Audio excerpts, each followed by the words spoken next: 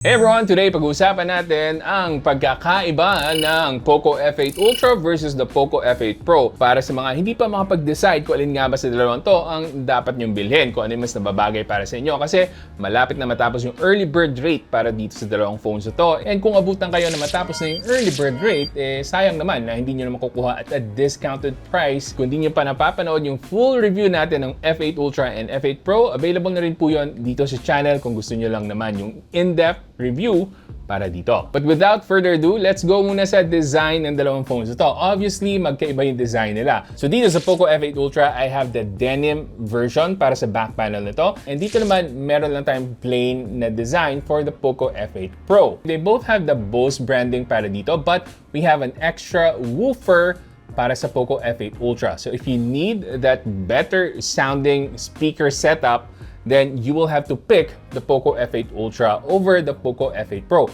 Maganda pa rin naman yung tunog ng Poco F8 Pro. It's just that we have the extra dimension dahil nga meron tayong woofer. Mas maganda yung acoustics na maririnig natin with the F8 Ultra.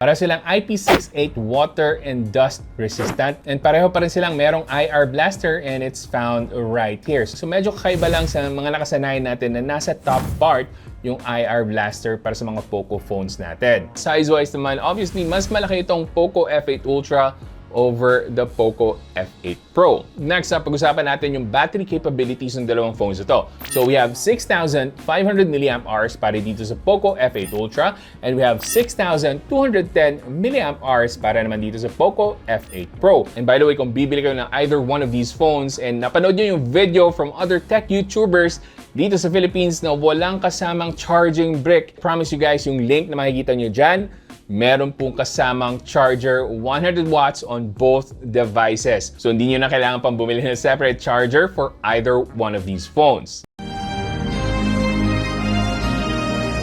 Thank you, boss. Thank you. But talking about battery life, parehong power efficient. But I had more experience sa battery endurance dito sa Poco F8 Ultra because this is what I used habang nandun ako sa Bali. Ito talaga yung ginamit kong main phone during the launch event. Ito yung pinang-livestream ko. Ito yung hotspot ko habang nasa Bali. So ngayon, naka 5G ako and about 3 devices yung nakakonect dito sa hotspot ko na Poco F8 Ultra, and pinang-livestream ko siya for over an hour. And naka 5G connectivity pa tayo. Hindi ba lang ako nagkaroon ng battery anxiety using this phone? And then after the live stream event, ito pa rin yung ginamit ko until the next day na pauwi na kami ng Pilipinas, and 4 hours po yung flight namin, and I watched a few videos on this. Siguro mga about 2 hours ako nag-streaming on Netflix, and nakabalik na kami ng Pinas and all. Hindi pa rin ako kinakabahan na mababattery empty ako. So 2 whole days na walang charging until umabot ng 3rd day na hindi pa rin ako nag-charge dito sa Poco F8 Ultra. So pinababa ko siya down to 5% on the 3rd day after ako nag-full charge. So mixed usage yung ginamit ko para dito sa Poco F8 Ultra, and sobrang tindi ng battery endurance ito. Approve na approve sa akin.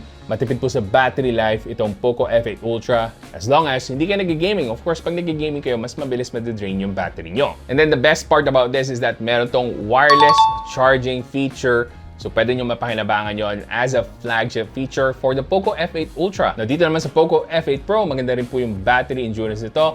Very power efficient rin yung Snapdragon 8 Elite na ginamit nila for this one. So you can expect really great battery endurance din dito sa Poco F8 Pro. Hindi po magpapalugi kahit na 6,210 mAh lang yung battery capacity nito. Yun nga lang, kung hinahanap nyo naman yung wireless charging, hindi po yun available dito sa Pro. You have to step up to the F8 Ultra. Na pagdating naman sa camera, ito po yung specs ng dalawang phones ito para sa camera lenses na meron sila. Very capable yung cameras ng dalawang devices nito. But of course, I will lean more towards the Poco F8 Ultra pagdating sa camera advantage. So this has the better main camera. This has the better telephoto lens. You only get 2.5 times dito sa Poco F8 Pro, while dito sa Poco F8 Ultra, you get the 5x telephoto lens, and that means kung manonood kayo ng concerts and events, ito pong Poco F8 Ultra ang better option para sa inyo. This will get you closer to the subject na sharp pa din yung image natin at 5x telephoto,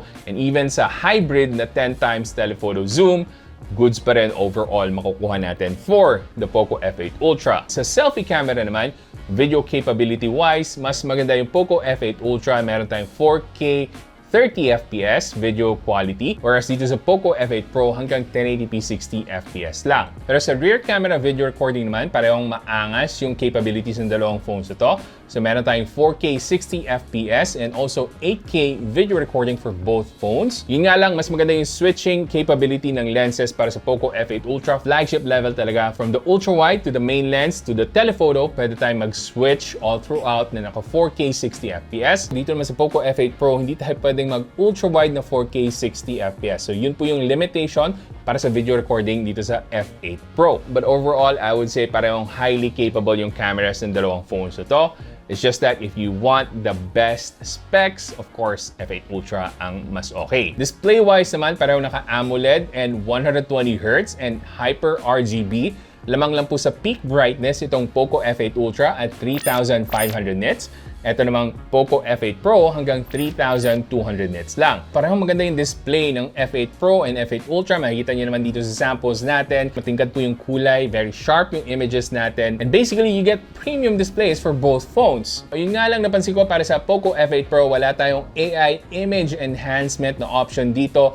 Wala rin naman dito sa Poco F8 Ultra. Pero as you can see here, meron tayong dual core visuals dito para sa image enhancement capability ng Poco F8 Ultra. So isa yan sa mga advantages na meron tayong Vision Boost D8 na chipset para dito sa F8 Ultra. So while for the most part sa naked eye natin, pantay lang naman yung kakayahan ng dalawang phones na to, meron pa rin tayong slight advantages para dito sa Poco F8 Ultra pagdating sa display. Susunod, ito na yung pinakamahalagang part para sa F8 Ultra and F8 Pro, yung performance. Siyempre, para sa mga Poco fans out there, alam nyo naman na yung performance talaga ang pinakahabol natin pagdating sa isang Poco F Series na device.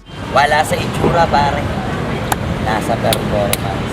The Poco F8 Pro has the Snapdragon 8 Elite na flagship level na chipset. And dito naman sa Poco F8 Ultra, we have the latest and greatest na Snapdragon 8 Elite Gen 5. Para sa dalawang phones na to, tumataginting na 500,000 points ang difference nila pagdating sa benchmark ng Antutu. And in real-world performance, mas maganda po talaga yung performance na makukuha natin with the Snapdragon 8 Elite Gen 5. And I'm not just talking about the FPS, kasi I'm also including yung thermal performance. Napakaganda po kahit nasa garin natin kasi meron tong advantage na kayang i-push hanggang 120 FPS yung mga AAA games natin like Genshin Impact.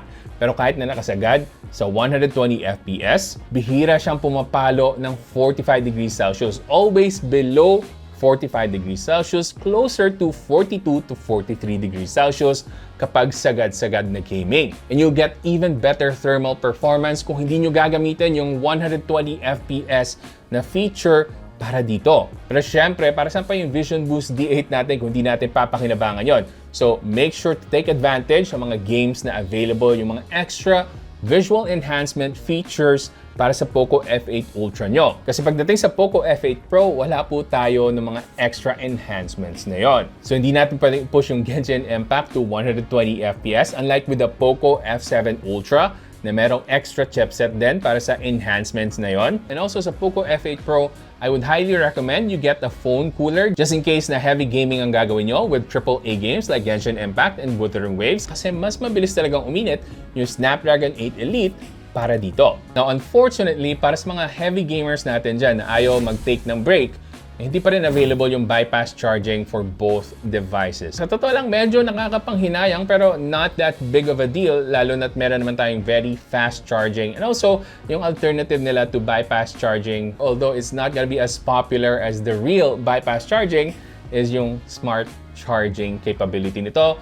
Pero that's just basic trickle charging if you don't already know that. Now, other things that you might want to know bago kayo mag-decide kung alin nga ba yung pipiliin nyo, Merong eSIM capability yung both devices na to. Naka HyperOS 3.0 na. Pero pagdating sa ads, yung mga applications na built-in dito like yung file manager, yung app installer, and other Poco/Xiaomi na applications, meron pong ads paminsan-minsan. Sobrang bihira ko na experience with the Poco F8 Ultra. Whereas dito naman sa Poco F8 Pro, nasabi ko dun sa full review ko na medyo nakakairita yung mga ads na nagpa-pop up para dito. Bigla na lang may magpa-pop up na ads, and I would love to say na hindi intrusive yung mga ads ito and pwede mong skip right away, but some of them are actually intrusive. Makikita nyo dito na hindi ko pwedeng i-skip yung ad na nagpe-play, lalo na sa file manager and other similar built-in apps. So if you don't want to experience that, maybe you can use a different file manager application, yung walang ads po talaga. But I guess that's par for the course kasi gusto nilang mapababa yung presyo nito. So I don't think they're getting much profit. So kailangan nila tayong bentahan ng ads to get more profit para dito. For most people, I wouldn't say it's a deal breaker, pero meron talagang ilan-ilan dyan sa inyo na ayaw maka-experience ng any kind of ads on their devices kahit na may mga workaround. So I would understand na hindi nyo pipiliin ito Poco F8 Pro. So if you don't want too much ads or talagang minimal lang talaga or almost non-existent na ads, the Poco F8 Ultra is the better choice para sa inyo. Nasusunod na dapat yung malaman about this is yung OS updates natin. So parehong merong 4 years of major OS updates. So that means hanggang Android 20 pa yung pwede dito. And meron pa tayong 6 years of security patches for the F8 series. So I think yun yung mga pinaka-importanting bagay na gusto kong ibahagi sa inyo. At kung umabot kayo dito sa dulo ng video at hindi pa rin kayo makapag-decide, sige, tutulungan ko pa kayo lalo. So para sa akin lang naman, malaki-laki yung agwat ng pricing ng Poco F8 Ultra versus the Poco F8 Pro. Pero kung titimbangin natin yung advantages, is it worth adding that extra money to get a Poco F8 Ultra over the Poco F8 Pro? I would say for most people, kung meron kayong extra money, yes, you should get the Poco F8 Ultra. Hindi po ako nagbibiro, hindi po ako nag-advertise at lalong hindi ko kayo binubudol. Sinasabi ko lang talaga kung alin yung much better phone overall. We get the better camera, better performance, lalo na sa thermals, and we get the overall more premium device with the Poco F8 Ultra. And I'm telling you guys, matutuwa kayo sa speaker quality ng phone na to. That's why kung tatanungin nyo ako whether you should get the Poco F8 Ultra or the Xiaomi 15T Pro, mas pipiliin ko pa rin to. Meron tayong slight Leica advantage para sa Xiaomi 15T Pro, pero overall, I would give the advantage dito sa Poco F8 Ultra. Na para naman sa mga bumili ng Poco F8 Pro, alam kong sasabihin nyo, nako, nagkamali yata kami ng desisyon kasi yung sinasabi ni Techdad, mas okay si F8 Ultra. Of course, mas okay kasi mas mahal naman talaga. Pero kung sapat na yung budget nyo and happy naman kayo overall sa mga kayang ibigay ng Poco F8 Pro, hindi po mali yung desisyon nyo. Tamang-tama lang rin po. Basta alam nyo lang kung paano makontento at alam nyo kung paano sulitin lahat ng features ng device nyo. So hopefully nakatulong itong video na to sa pagde-decide nyo, at kung nakatulong man, ano ba yung mag-like, comment, and subscribe na kayo dito sa channel natin, guys. And kung gusto nyo pang manood ng mga videos ko, may mga ilink po ako dyan, panigurado magugustuhan yung mga yan. Hanggang sa susunod, ako nga pala ulit si Janus ng Pinoy Techdad. Kita-kita ulit tayo.